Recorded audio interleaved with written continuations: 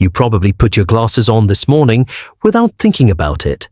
Maybe you reached for them before you even sat up, or you popped in your contacts, blinked twice, and got on with your day. Now imagine you wake up tomorrow and they're gone. Not misplaced, gone.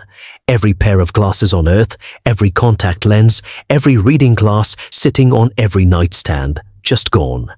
Within a week, half the planet can't read a text message, surgeons can't operate, pilots can't fly, 1 billion people over 40 can't read a single word on a page. That's not a disaster movie. That was just normal life for every single human being who ever lived before the year 1286. Think about that. For almost all of human history, if your eyes went bad, that was it. You just went blurry and stayed that way. So how did the world function? What did people actually do? And who finally fixed it? And why did it take so long? That's what this video is about. Chapter 2. The ridiculous things people tried. That's not to say people didn't try. They tried. They just tried some truly bizarre things. Take Seneca. He was one of the most famous philosophers in ancient Rome. Tutor to Emperor Nero, one of the most well-read men in the entire empire. And by the time he was older, his eyes were failing him badly. His solution? He filled a large glass globe with water and read through it. That's it. He set a water-filled glass ball on his desk and squinted through the curved surface. The water bent the light just enough to make the text slightly bigger. He reportedly bragged that he had read every book in Rome using this method. Picture that. One of the greatest thinkers of the ancient world, hunched over a fishbowl, reading philosophy through a bubble of water. That was cutting-edge vision technology in the 1st century. His boss, Emperor Nero, had his own approach. Nero loved watching gladiators fight, but he struggled to see clearly from the royal box, so he held a polished emerald up to his eye and looked through the green gemstone at the fights below. Historians still argue about whether the emerald actually helped his vision or just blocked the sun's glare. Either way, the most powerful man on earth was watching people fight to the death through a rock. And if you were an ordinary Roman citizen with bad eyes, you had nothing, no water globe, no emerald. You squinted, held things as far away as your arms allowed, and eventually just stopped doing close work altogether. You just lived blurry. For the rest of your life. Chapter 3. The Monks and the Reading Stone. The first real step forward didn't come until around the 10th century, and it came from the last people you'd expect to be doing experiments with light. Monks.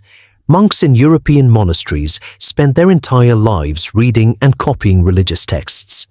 Hours every day bent over manuscripts in dim candlelit rooms, copying out the Bible word by word. It was sacred work. It was also absolutely brutal on their eyes. So someone, and we don't know who, picked up a smooth, polished dome of crystal quartz and laid it flat on top of a page of text, and the curved surface magnified the letters beneath it.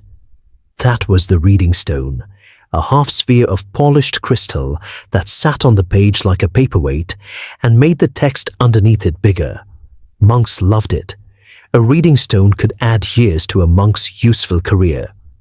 It meant the difference between being able to serve God and having to retire to the corner because you couldn't read anymore. But reading stones had one big problem. You had to hold the stone in one hand and keep the page flat with the other. So you couldn't carry a book and walk. You couldn't use it while standing. You couldn't teach a class with one hand holding a glass ball. It was stuck to a desk. It was useful, but it wasn't the answer. The answer required someone to do something that sounds almost too simple. Take those lenses and put them on your face. That took another 300 years. Chapter 4. Italy, 1286 and the secret nobody would share. Northern Italy in the late 1200s was the best place in the world to work with glass. Venice controlled the trade routes across the Mediterranean. Venetian glassmakers had spent centuries perfecting their craft, borrowing and sometimes stealing techniques from craftsmen across the Middle East and Byzantium. They were making the finest glass anyone had ever seen: goblets, mirrors, beads, mosaics. If it could be made from glass, Venice made the best version of it. And sometime around 1286, someone in that world took two small convex glass lenses, mounted them in frames made of wood or bone, connected the frames with a metal rivet at the bridge, and balanced the whole thing on a human nose. That was the first pair of eyeglasses ever. So who was it? Nobody knows, and that's not just a gap in the history books. People have been arguing about this for over 700 years. There's a name that shows up in a lot of old sources: Salvino d'Amato, a Florentine nobleman. There was even an inscription on his tomb that called him the inventor of eyeglasses and asked God to forgive his sins. Sounds definitive, right? Except historians figured out that the inscription was almost certainly a fake. Added centuries after his death, Florence trying to steal credit for something Venice was also claiming. The tomb itself was destroyed in the 1800s, so nobody can check. The closest we get to a real account comes from a monk named Giordano da Pisa. In a sermon in 1306, he told his congregation that it had not yet been 20 years since someone discovered the art of making spectacles. He said he had personally met the inventor and spoken with him. He never once said the man's name, which is either the most frustrating detail in the history of technology or a very deliberate choice, because knowing how to make eyeglasses in 1286 Italy was worth an absolute fortune, and the guilds that controlled glass-making treated their secrets the way governments treat classified weapons. You didn't share. You didn't teach outsiders, and you definitely didn't go around telling monks the inventor's name. Chapter 5. The island prison made of glass Venice was so serious about protecting its glass secrets that they did something extraordinary. In 1291, the Republic of Venice passed a law ordering every single glass furnace in the city to move to the island of Murano. The official reason was fire safety. Glass furnaces burned at over 1,000 degrees, and Venice was packed with wooden buildings. The risk was real, but the real reason was control. By moving every glassmaker to one small island, the Republic could watch everyone, monitor who came and went, keep track of who might be talking to outsiders. Then in 1295, they passed another law. Glassmakers were not allowed to leave Murano without government permission. And if a glassmaker did leave, if he escaped and shared Venetian trade secrets with a foreign competitor, the punishment could be death.